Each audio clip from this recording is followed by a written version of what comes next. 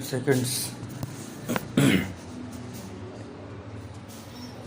Mr. Deputy Speaker, sir, before I say anything about defense, I would like to congratulate the Home Ministry on the splendid work it has done in connection with the improvement of the conditions of the scheduled castes and scheduled tribes. The present Home Minister and his ministry are not spending money on good schemes as used to be done in the past.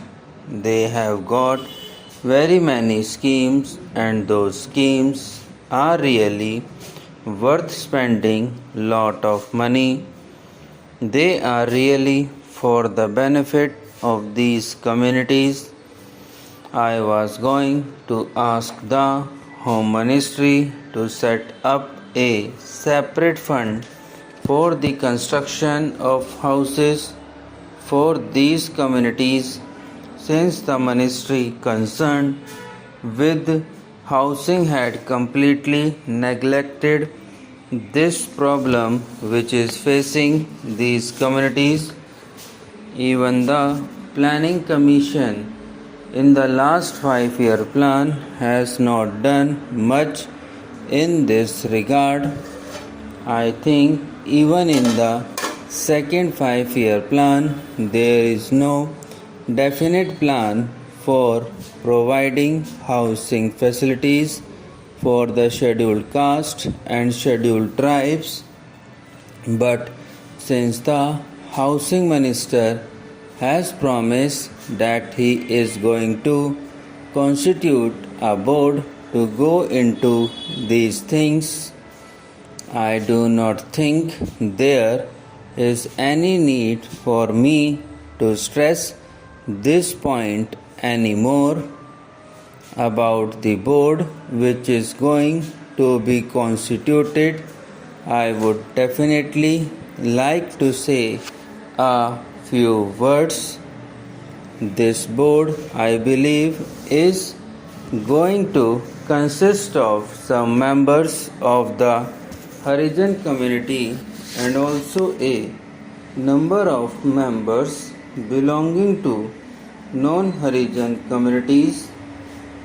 In any case, I would very much like that this board, which will of course function under the Home Ministry, should have as its chairman a non-Harijan. I want to stress this point because I know that in some of the states where the portfolio of Harijan welfare is given to a Harijan minister, he is not able to do his work properly. It is not because he cannot do it. It is not that he is not efficient enough to do it, but because every time he speaks about the welfare of scheduled caste and measures to be taken to improve their conditions, he is generally looked down by the other members of the cabinet as a communalist. If the same thing is done by a member belonging to a non-Harijan community, he will be considered to be doing a national service. Therefore, the chairmanship should go to a non-Harijan. The second 5-year plan, I understand, is going to be an industrial plan. Many industries are going to be established in this country. Therefore, I feel it my duty to say that the ministries concerned with heavy industries should take proper care in setting up new industries in places which are not very well developed. For instance, if a heavy industry is set up only in one state, all the ancillary factories crop up in that particular state and the benefits are derived only by the people of that state. Even in the case of employment in those factories, it is always observed that the people belonging to that particular state get the preference and the people belonging to other states do not get any benefit out of it. Therefore, the ministry should take proper care to see that these heavy industries are located in such places that they cater not only to one particular state but can also cater to more than one state. For instance, if a factory is located in the center of a state, the benefits of it will be derived only by the people of that particular state.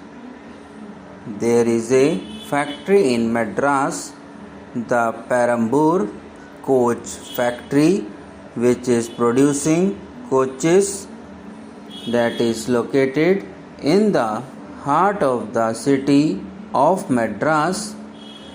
It cannot help the people of either Andhra or Kerala. If the same factory were to be located on the borders, there may be so many ancillary industries, feeder industries in Andhra or in Kerala, because it is located in the heart of the city of Madras. Only the people of that state could make any profit out of it.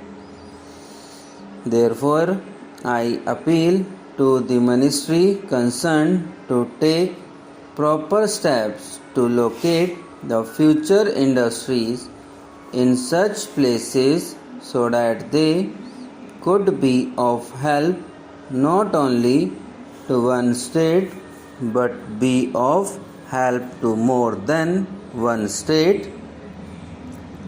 In Hyderabad, there is a place which produces thermal power, but there are no industries to make use of that power.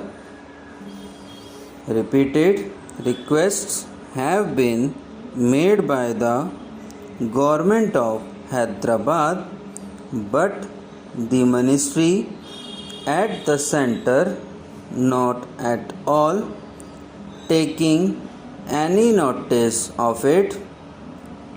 I think if a factory to produce electrical goods or a small fertilizer factory or a small engineering factory were to be located at that particular place, that will be able to cater not only to the Hyderabad state but also to Andhra and other places as well.